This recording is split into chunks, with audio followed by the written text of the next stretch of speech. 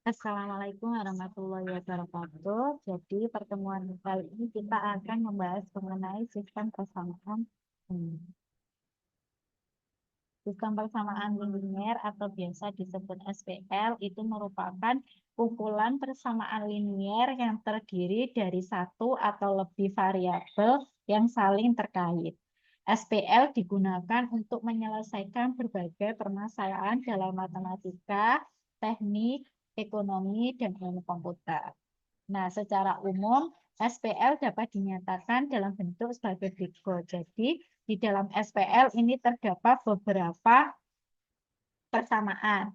Di sini ada persamaan satu, persamaan dua, persamaan tiga, di mana masing-masing persamaan ini terdiri dari satu atau lebih variabel. Ini yang disebut variabel itu adalah X, Y, Z, yang nantinya variabel ini akan kita cari. Nah, kemudian A, B, dan C ini merupakan koefisien dari variabel. Kemudian D1, D2, dan D3 ini merupakan konstanta Hesi. SPL dengan n variabel dan n persamaan dapat dinyatakan dalam bentuk matriks, yaitu AX sama dengan B, di mana A ini merupakan matriks koefisien, X di sini merupakan matriks atau vektor variabel, dan B di sini merupakan matriks atau vektor konstanta. Nah, kemudian untuk menyelesaikan sistem persamaan linier yang pertama dapat diselesaikan dengan menggunakan metode eliminasi Gauss. Metode eliminasi Gauss ini merupakan teknik penyelesaian sistem persamaan linier dengan menggunakan atau mengubah sistem persamaan menjadi bentuk eselon baris menggunakan operasi baris elementer. Tujuannya adalah mengubah matriks koefisien menjadi matriks segitiga atas, kemudian menyelesaikan sistem dengan substitusi balik atau back substitution. Nah, langkah-langkah penyelesaiannya itu adalah yang pertama, kita membentuk matriks augmented, di mana matriks koefisien dan matriks hasil itu dijadikan menjadi satu. Kemudian kita gunakan operasi baris untuk membentuk segitiga atas. Dan yang ketiga, kita menggunakan substitusi balik untuk menemukan nilai dari variabel yang dicari. Nah, contohnya adalah seperti berikut. Jadi, semisal kita memiliki sebuah persamaan. Di sini ada 3 persamaan. Persamaan pertama yaitu 2x plus y min z sama dengan 8. Persamaan kedua ini adalah min 3x min y plus 2z sama dengan min 11.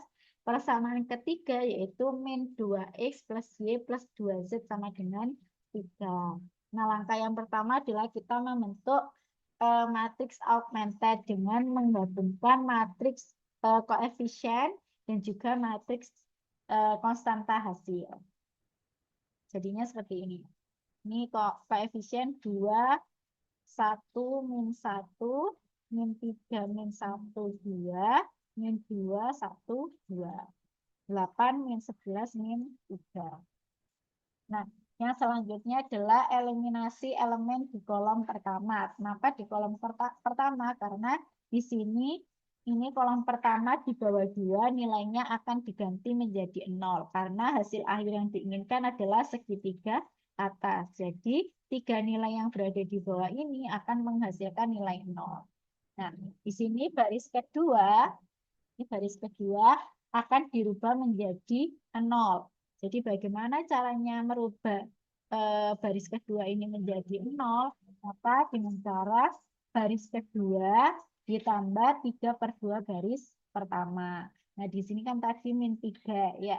Kemudian min 3 ditambah 3/2 kali 2. 3/2 kali 2 adalah 3. Kemudian 3 dikurangi 3 adalah 0. Maka hasilnya adalah 0. Kemudian setelah ini dilanjutkan ke sebelahnya. Di sini tadi kan nilainya adalah min 1.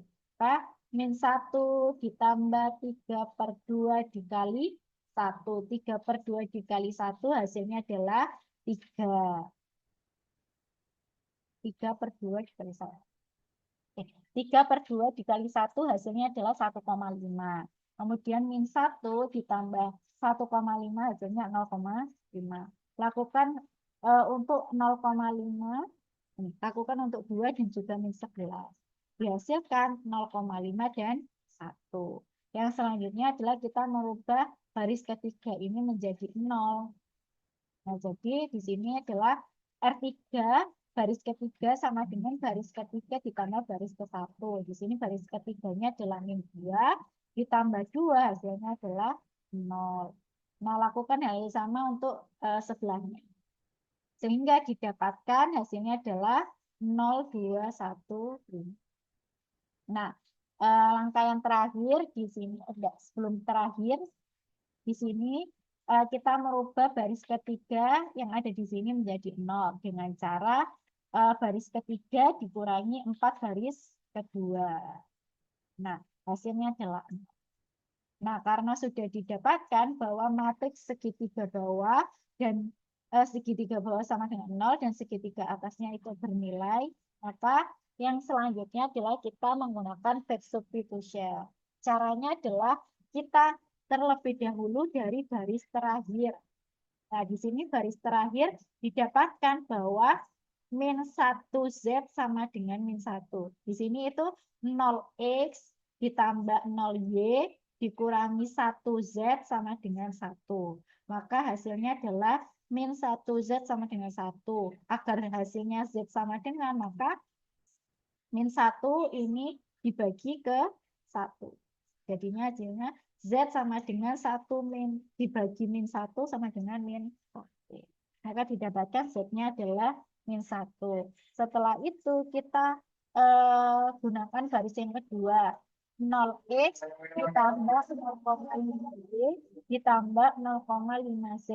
Karena Z-nya sudah ketemu min 1 dimasukkan. Sama dengan 1. Kemudian min 0,5y min 0,5 sama dengan 1. 0,5y sama dengan, ini pindah ke sini jadinya 1,5. Kemudian y sama dengan 1,5 dibagi 0,5 hasilnya adalah 3. Sehingga didapatkan Z-nya min 1, Y-nya adalah 3. Dan langkah yang terakhir kita operasikan yang paling atas baris pertama.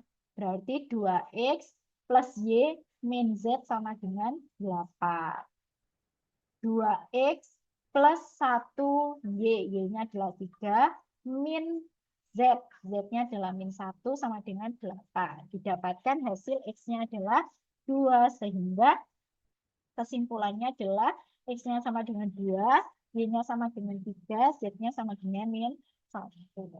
Yang selanjutnya kita cek persamaan awal dengan cara memasukkan nilai X, Y, Z. Ketika X, Y, Z dimasukkan dan hasilnya sama dengan 8, min 11, dan min 3, maka hasilnya adalah benar. Nilai variabel yang kita dapatkan sudah benar. Nah, kemudian keunggulan metode eliminasi Gauss ini, yang pertama cocok untuk SPL dengan banyak variabel. Kemudian efektif untuk perhitungan numerik dan pemrograman. Yang terakhir dapat digunakan untuk menentukan jenis solusi unik, banyak, atau tidak ada solusi. Nah, metode yang kedua yaitu metode eliminasi Gauss-Jordan. Yang membedakan dengan eliminasi Gauss itu adalah segitiga. Jadi, kalau eliminasi Gauss hanya menghasilkan matriks segitiga atas, selalu menggunakan substitusi balik, maka eliminasi Gauss-Jordan dia akan merubah matriks menjadi matriks identitas. Sehingga solusinya tidak perlu substitusi balik. Nanti yang sebelah kanan dia merupakan hasil atau solusi. Nah, langkahnya sama yang pertama yaitu membentuk augmented matrix. Kemudian menggunakan operasi baris sehingga terbentuk matriks identitas di sebelah kiri dan solusi langsung diperoleh pada kolom terakhir atau yang paling kanan. Nah, contohnya adalah seperti berikut. Di sini persamaan yang kita gunakan sama dengan yang metode Gauss. Nah, di sini sudah dibentuk augmented matrix atau matrix augmented. Kita rubah elemen pada baris ke-1 kolom ke-1 dia dirubah menjadi 1. Nah, awalnya kan 2 dirubah menjadi 1. Nah, bagaimana caranya? Membagi baris pertama dengan 2. Jadi ini dibagi dengan 2. 2 bagi 2, 1. 1 bagi 2, setengah. Min setengah bagi 2, min setengah. 8 bagi 2 adalah.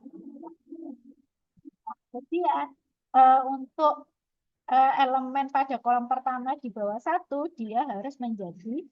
eh, jadi untuk baris kedua, itu baris kedua sama dengan baris kedua ditambah 3 baris pertama. Untuk baris ketiga, itu adalah baris ketiga sama dengan baris ketiga ditambah 2 baris pertama. Nanti dihasilkan kolom pertama adalah 100. Yang selanjutnya kita lakukan pada eh, baris kedua, kolom kedua. Di sini yang awalnya itu adalah setengah, dirubah harus menjadi 1. Jadi setelah itu baru kita operasikan untuk yang eh, atas dan bawahnya. Lakukan hal yang sama untuk kolom ketiga. Jadi min 1 ini harus dirubah menjadi 1. Kemudian atasnya adalah bernilai 0. Nanti bisa digunakan dengan rumus yang sudah dijelaskan di sini. Tetapi ketika kalian mengerjakan soal lain, kalian harus memikirkan bagaimana cara operasi baris yang sesuai. Nah, dihasilkan hasil akhirnya adalah seperti ini. Jadi yang sebelah kiri merupakan matriks identitas dan yang sebelah kanan ini merupakan hasil. Sehingga didapatkan hasilnya adalah X sama dengan 2, Y sama dengan 3, dan Z sama dengan min 1. Kemudian masih sama, substitusikan ke persamaan yang awal. Jika hasilnya sudah sesuai, maka benar. Nah, kemudian keunggulan metode Gauss-Jordan ini yang pertama adalah menyelesaikan SPL secara langsung tanpa substitusi balik.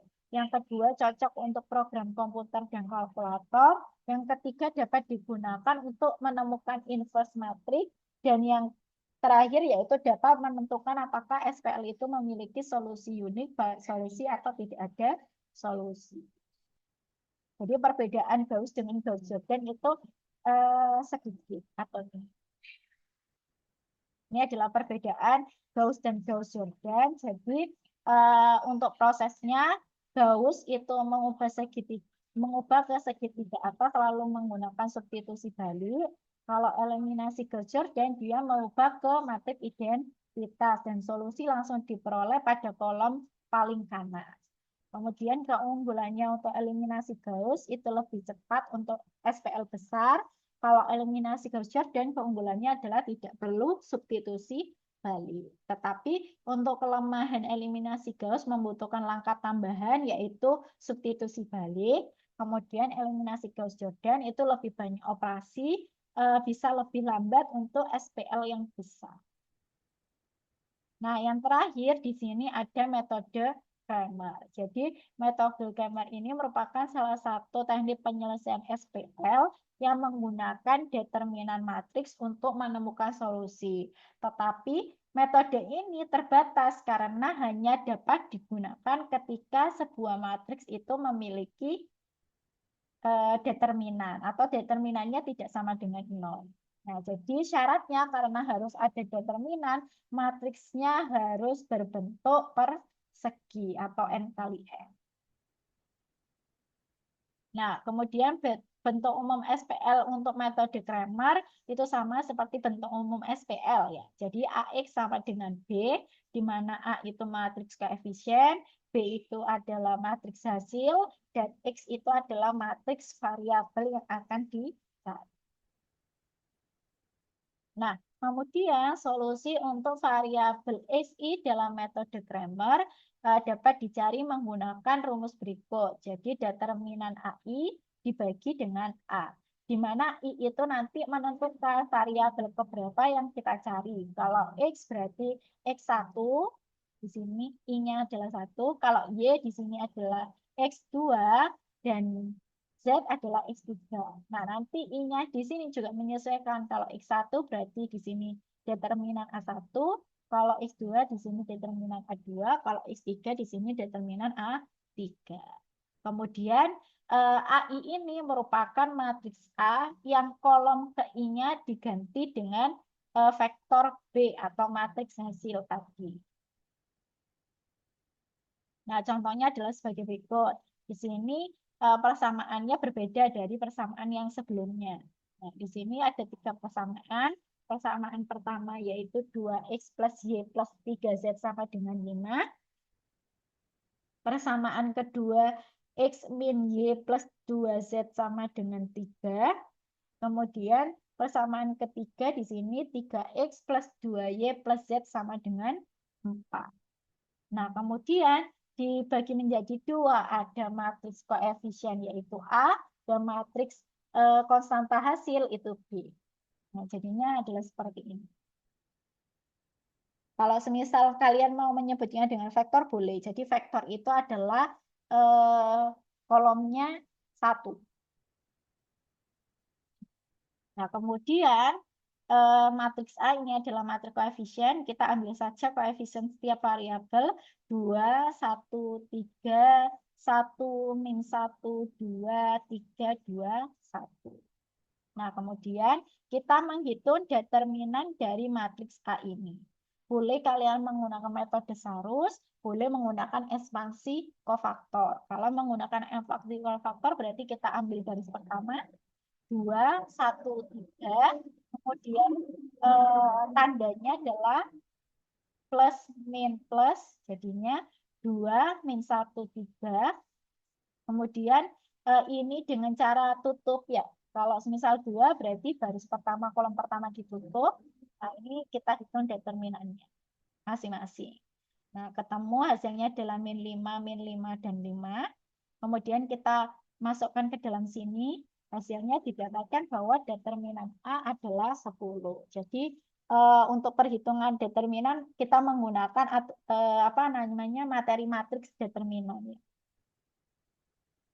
Nah, setelah didapatkan determinan A, selanjutnya kita mencari determinan A1, A2, dan A3. Nah, untuk menghitung determinan A1, A2, A3, kita mengganti kolom terkait dengan vektor B. Baru kita bisa hitung nilai X, Y, Z-nya. Nah, contohnya adalah seperti ini. Ini kan matriks A1. Berarti nanti vektor B dimasukkan ke dalam A1. Nah, ini. Jadi yang satu awalnya 213, maka vektor B ini dimasukkan ke 213. Hasilnya adalah 534. Kalau A2 nanti 534 menggantikan 1 min 1, 2. Kalau A3 534 menggantikan 3, 2, 1. Kemudian kita hitung determinannya masing-masing. Caranya boleh kalian menggunakan metode Sarus, boleh ekspansi kofaktor. Nah, ternyata ketika kita sudah mendapatkan nilai A1, didapatkan bahwa hasil determinan A1 di sini adalah 10. Untuk mencari nilai X, X itu sama dengan determinan A1 dibagi determinan A. Karena determinan A1 10 dan determinan A-nya 10, maka nilai X-nya adalah 1. Kemudian kita hitung determinan A2 tadi. Kolom kedua diganti dengan vektor B. Masih dengan cara yang sama, kita menggunakan ekspansi kofaktor. Nah, didapatkan bahwa determinan A2-nya adalah 0. Ketika determinan A2-nya 0 dibagi dengan determinannya A10, maka nilai Y-nya adalah 0. Dan yang terakhir, dengan cara yang sama, didapatkan determinannya adalah 10. Kemudian dibagi determinan A3 dibagi dengan determinan A, maka 10 dibagi 10 adalah 1. Maka nilai X-nya 1, nilai Y-nya 0, nilai Z-nya juga 1. Jangan lupa nanti verifikasi ke persamaan awal di sini. Diganti 2 kali X adalah 2, ditambah 0, ditambah 3, hasilnya 5. Ini 1 dikurangi dengan 0 adalah 1, 1 ditambah 2, 3. 3 dikali 1, 3, ditambah 2 kali 0, 0, 3 ditambah 1 sama dengan 4. Karena sudah benar sesuai, maka hasil yang kita peroleh dengan metode Cramer itu sudah benar.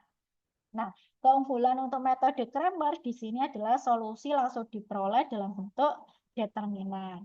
Mudah diterapkan untuk sistem persamaan yang kecil, Di sini 2 kali 2 atau 3 kali 3 untuk bentuk matriksnya.